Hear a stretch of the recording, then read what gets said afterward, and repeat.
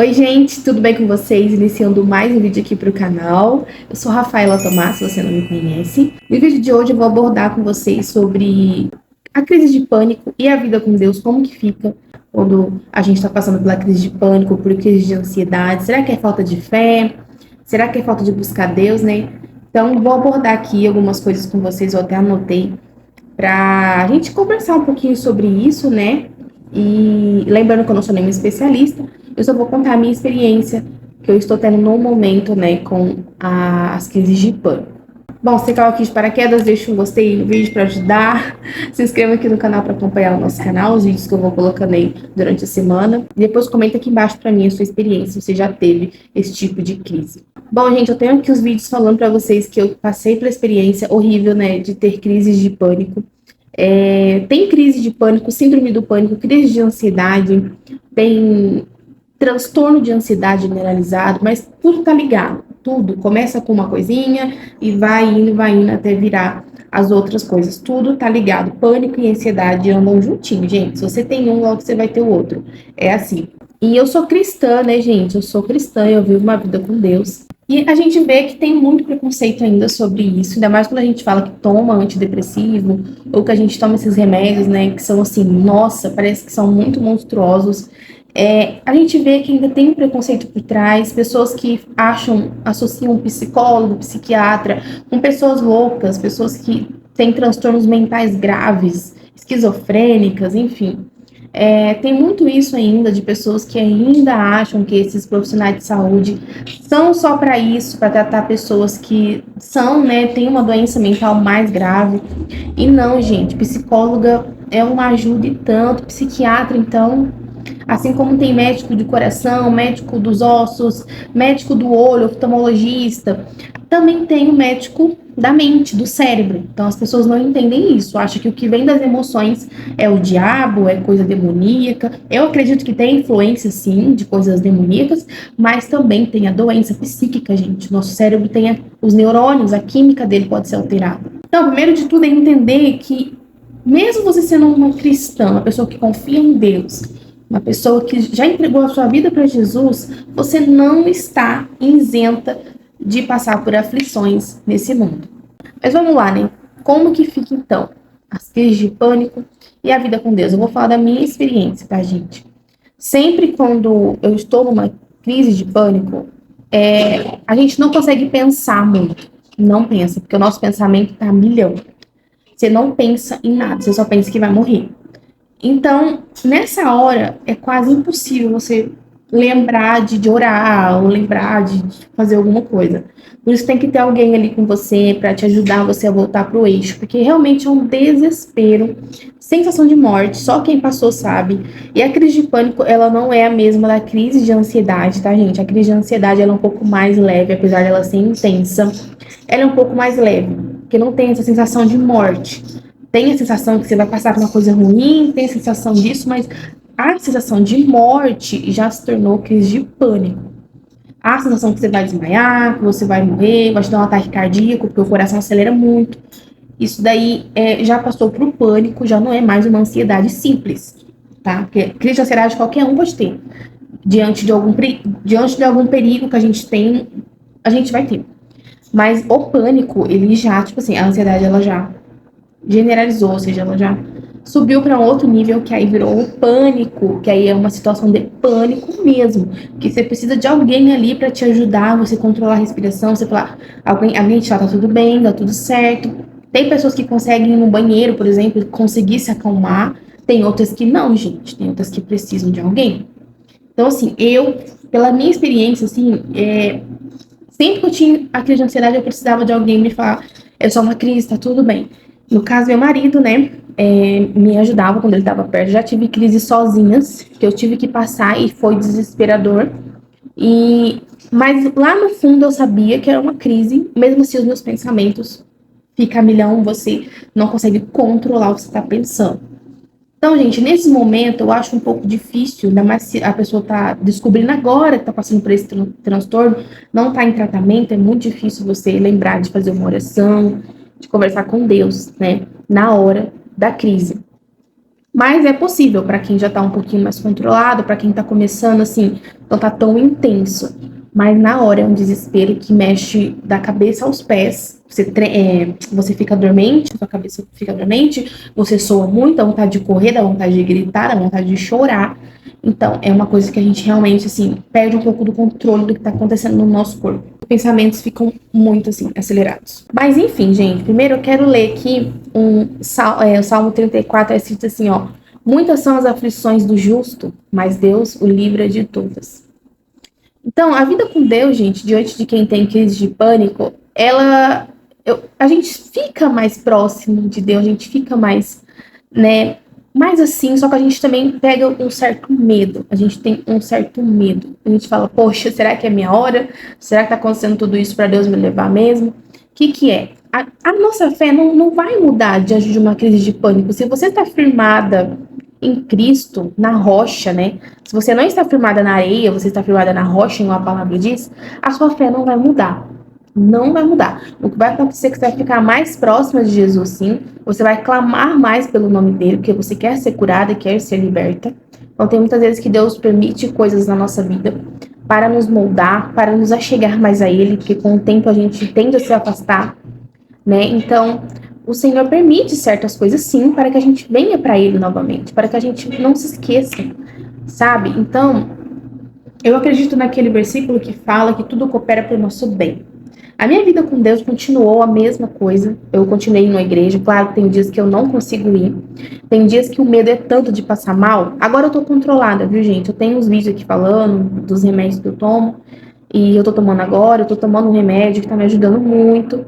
Já tá, tipo assim, eu tô 100%, tô ótima. Mas ainda assim, tem dias que a gente fica muito assim, com medo. Medo de te dar uma coisa, você desmaiar, de você passar mal. O medo maior é de passar mal. O meu gatilho, cada um tem um gatilho das suas crises. O meu gatilho é medo de passar mal. Medo de me dar um ataque no coração, me dar alguma coisa. E aí, quando eu penso nisso, as crises começam a querer vir. Então, eu tenho que me controlar, respirar. Mas tem dias que realmente não dá pra gente ficar no meio de gente, assim, no meio de pessoas. Tem dia que a gente tem muito medo, a gente prefere ficar quietinha, prefere não ir em um lugar muito movimentado. Mas outros dias a gente vive normalmente. Eu consigo ir à igreja normal, eu faço meu devocional todos os dias, né? Então, eu acredito que tudo quanto é coisa que a gente passa, gente, tudo quanto é aflição, porque a aflição, ou ela é sofrer por algo que você não tem, tipo assim, desejar algo que você não tem, ou não querer algo que você tem, ou seja, você está aflito com algo que você tem e você não queria ter. Então, essa é uma aflição. Ninguém quer ter uma crise dessa. Mas eu creio que toda aflição que acontece na nossa vida, seja na saúde física, seja qualquer outra coisa que aconteça na nossa vida, serve para nos aproximar do Senhor. Serve para testemunho. Serve para experiências com Deus. Mas eu quero dizer também que a gente não pode ser iludido achando que porque somos cristãos, a gente não vai passar por coisa ruim nesse mundo. Não.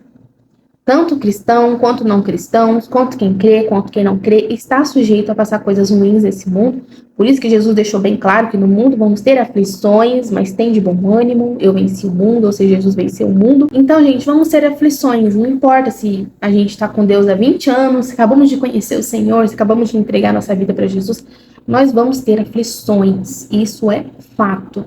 O que não pode acontecer é, no meio das suas aflições, você perder o ânimo de servir a Deus, você perdeu o ânimo de querer estar com Deus. É isso que não pode acontecer. E, primeiramente, você precisa aceitar que você tem esse transtorno. Muitas pessoas não aceitam e dificultam muito o tratamento. Muitas pessoas não se conformam. Como assim? Que nem no caso de depressão. As pessoas que têm depressão não se conformam e estão tristes, angustiadas, porque vamos supor que elas têm uma vida boa, não tem nada de ruim acontecendo.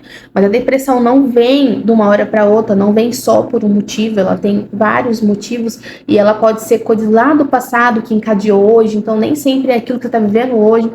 Então as pessoas se culpam, achando que elas não têm motivo, gente. Então a primeira coisa é você aceitar que o teu cérebro, algo no teu cérebro não está bem, a química ali não está bem, então você tem que aceitar o tratamento e falar, não, eu vou ser forte, eu vou me amar a ponto de quebrar esse preconceito, eu vou me amar e vou começar a me tratar. Vou tratar do meu cérebro, tirar tudo aquilo que te estressa, excesso de tarefas, muitas tarefas para você fazer, você não tem um tempo para você, não tem um tempo para cuidar de você, não tem um tempo para buscar a Deus corretamente, não tem um tempo com a sua família, um tempo de descanso. Hoje em dia a gente vê, está muito assim, hoje em dia parece que descansar virou algo que não pode acontecer, virou algo ruim.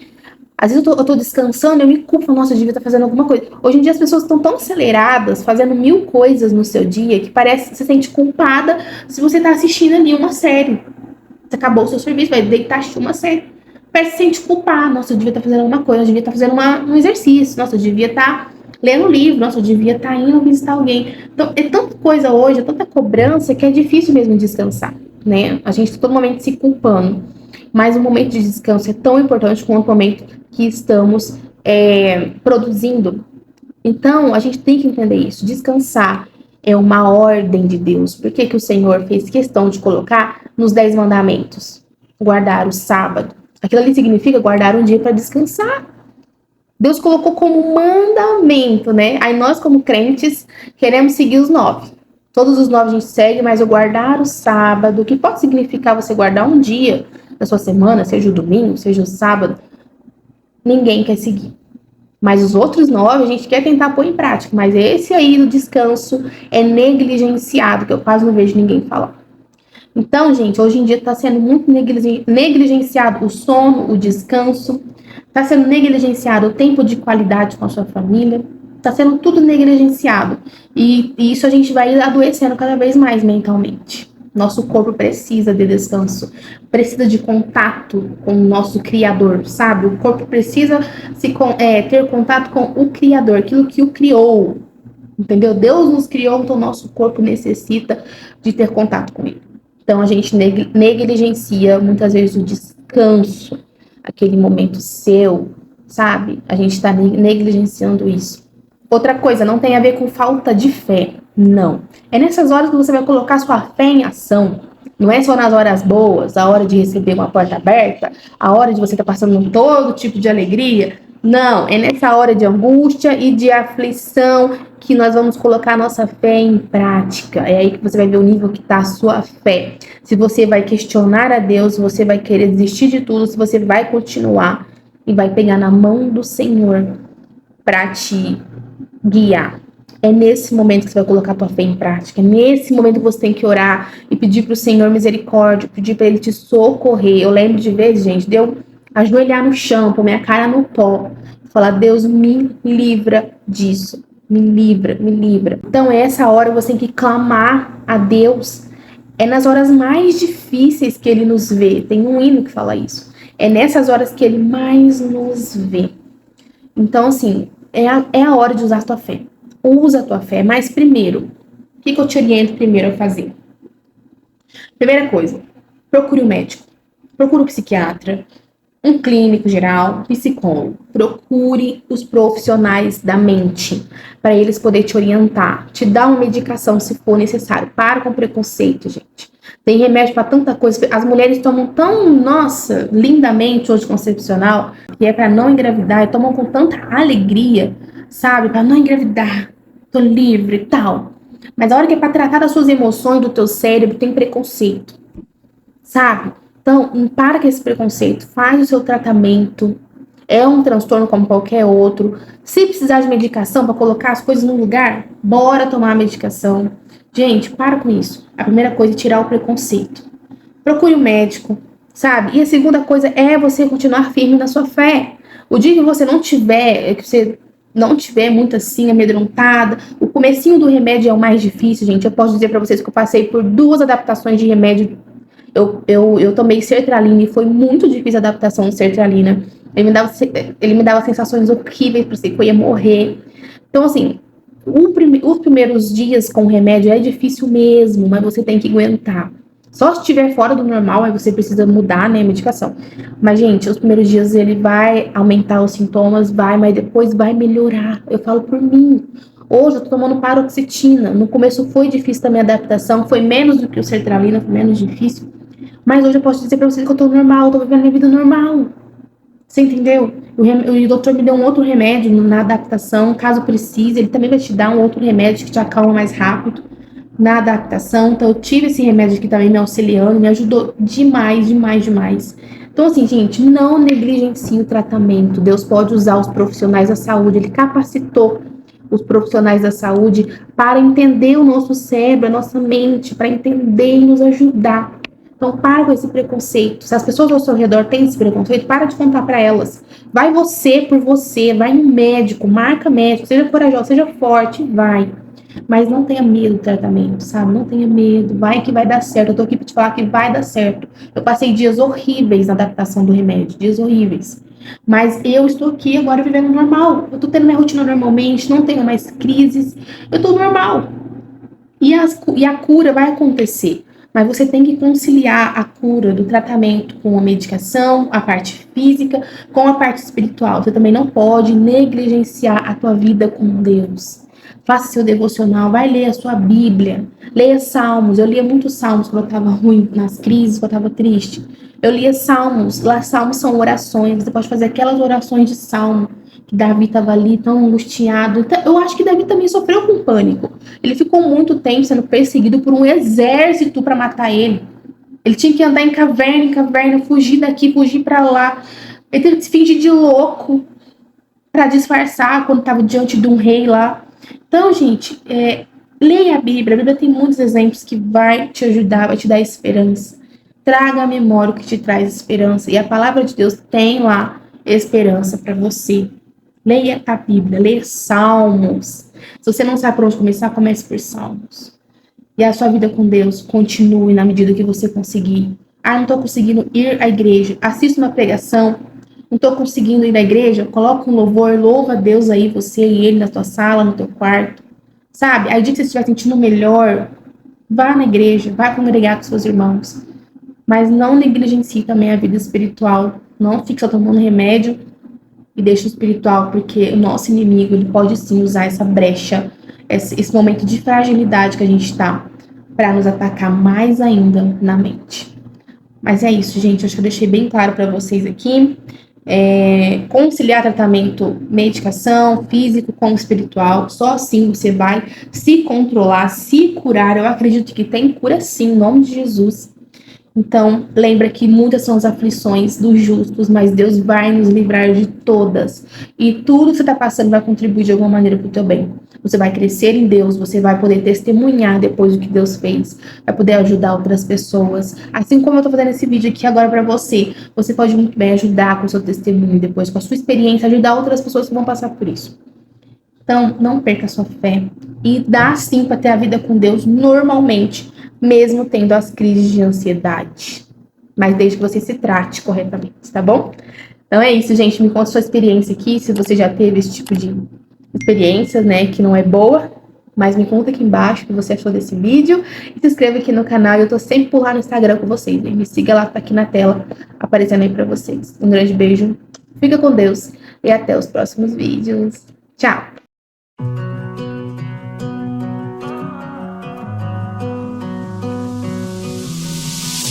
I know what you're thinking and I'm thinking it too. Maybe we should both just let it go. You know my anxiety, I'm trying to be what you want and I get so overwhelmed. Every time I climb up